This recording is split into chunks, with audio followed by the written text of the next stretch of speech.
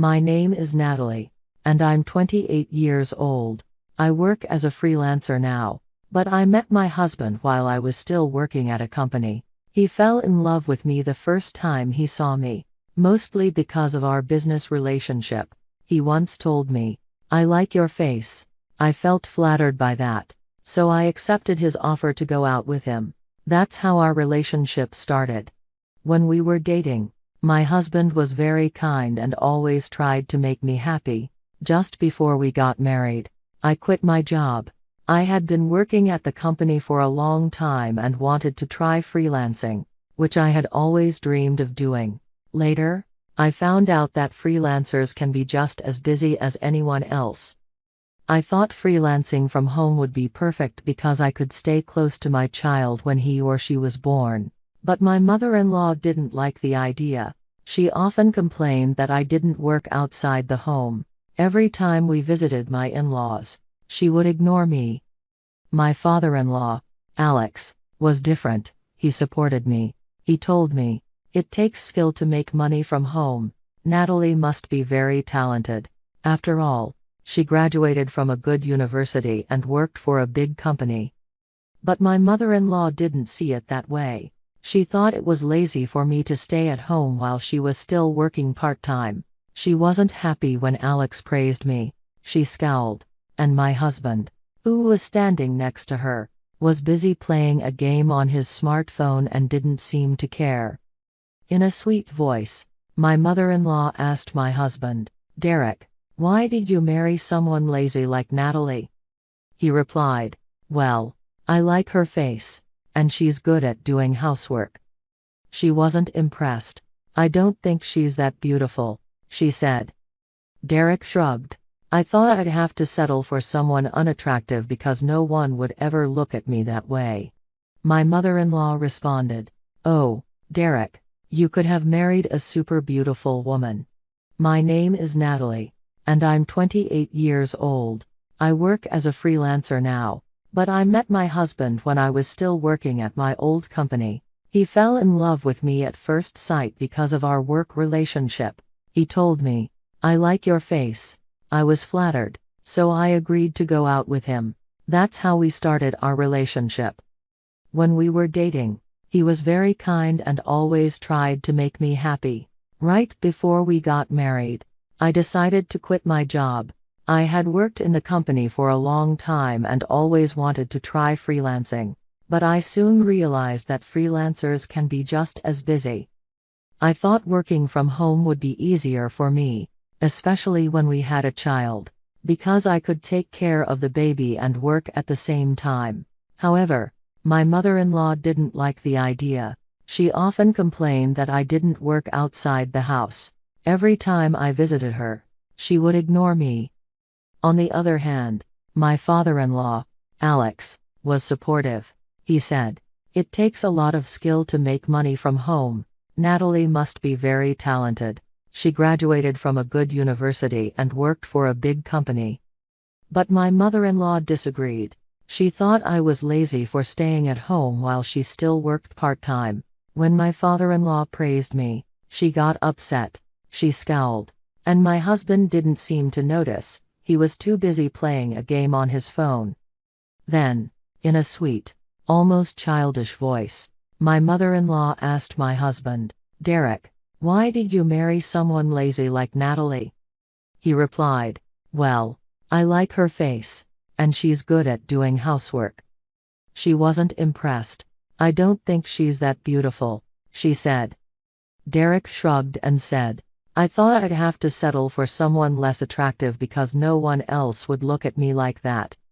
His mother responded, "Oh, Derek, you could have married a really beautiful woman." One slow day at work, I decided to go to City Hall and get divorce papers. As soon as I got home, I filled out my part and called my parents.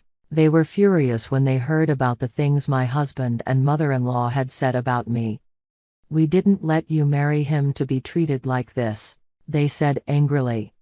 When my husband came home from work, I showed him the divorce papers and told him to fill them out quickly. I wanted a divorce right away. He was shocked. "What are you doing? Why are you acting like this?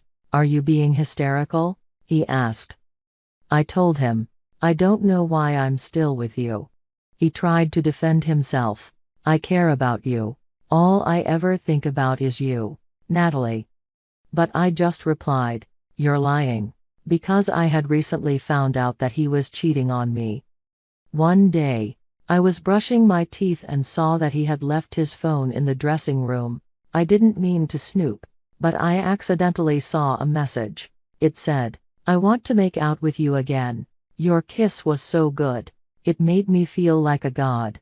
Honestly, I was disgusted by the message. I didn't want to be caught snooping, so I took a picture of it and sent it to my phone.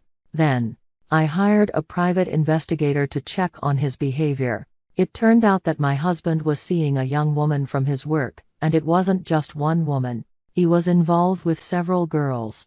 He had a type, under 30, tall, and pretty.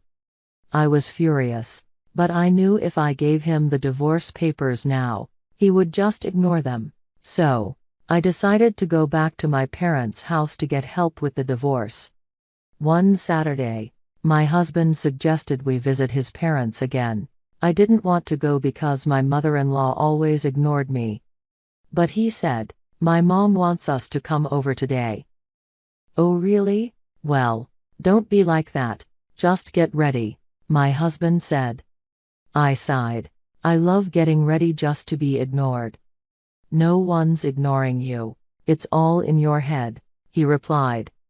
At least I have your dad to talk to. He's very kind. He seemed offended. What? That makes it sound like you're saying my mom's a bad person. I'm sorry, but that's how I feel, I said.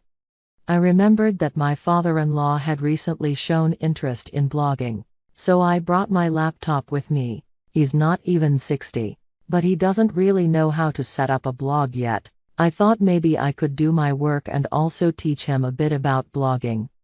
When we arrived at my in-law's house, my mother-in-law greeted my husband with a hug and offered him tea.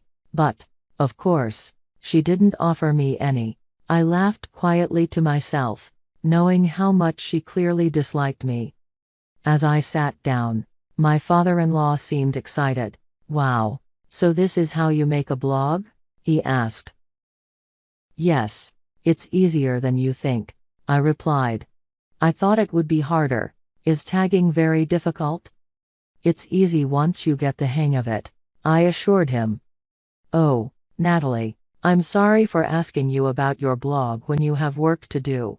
No, it's fine, I said. He got his laptop and started setting up his blog. As I worked, my mother-in-law gave me a sideways look and said, I could do that kind of thing myself. It's just simple typing. That was clearly sarcasm. When I responded, she ignored me again, so I said sarcastically, no need to be rude. After that, my husband kept insisting that we go to his parents' house more often, but I really didn't want to go. One day, he said, it's my mother's birthday today. Oh, yeah, I replied, not thrilled. What's wrong with you? Let's go. I'm not going, I told him. What? I said I'm not going. Your dad is nice, but I don't want your mom to keep being sarcastic or ignoring me. He got upset. What the hell is wrong with you? You're really losing it. You're the one who's crazy, I shot back. What's wrong with you? You're such a lousy husband. He suddenly got really angry and stormed out of the house, heading to his parents' place. As soon as he left, I quickly packed my things into an overnight bag. My husband had always stopped me from going back to my parents' house before, but this time I knew it was my chance to leave.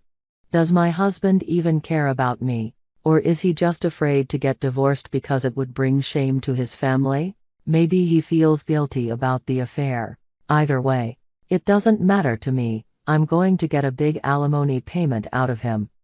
When I got back to my parents' house, they told me they would never let me see my in-laws again. When I told them that my husband had been cheating on me, they were furious. Their faces turned red. and they cursed, saying, "I can't believe he's such a lousy man." A little while later, my husband called me. "Hey, where are you? Why is your stuff missing?" I calmly replied, "I'm not coming back. I'm at my parents' house."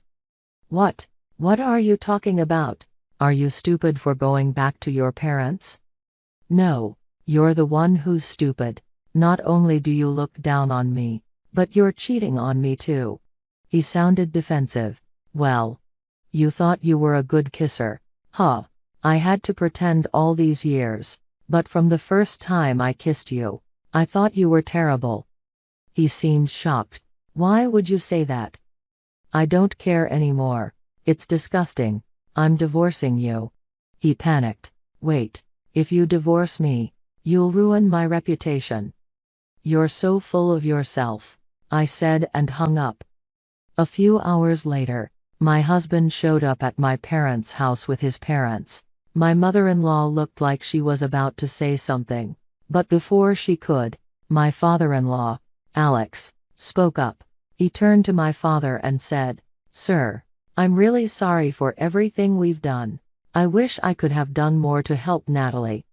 My father, already angry, shouted, "Hey, who do you think you are? I can't believe how stupid your wife and son have been." Alex just responded, "Stop it."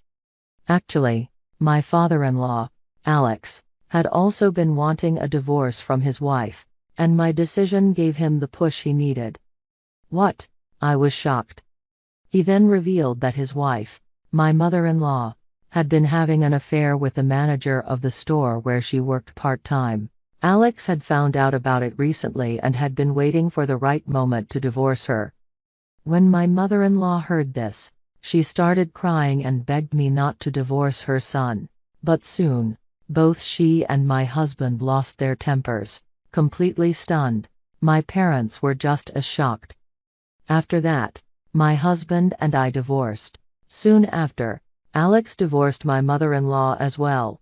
Both my ex-husband and my mother-in-law had been unfaithful, so they were charged a large amount of alimony. Now, my mother-in-law is working several part-time jobs, just like when she was younger, to pay off her alimony. My ex-husband quit his job and is currently looking for work. They are living together in a small studio apartment, and honestly, they seem like a perfect match for each other. As for me, I'm staying at my parents' house while searching for a new place to live. I'm hopeful that I'll find true love someday and maybe even get married again.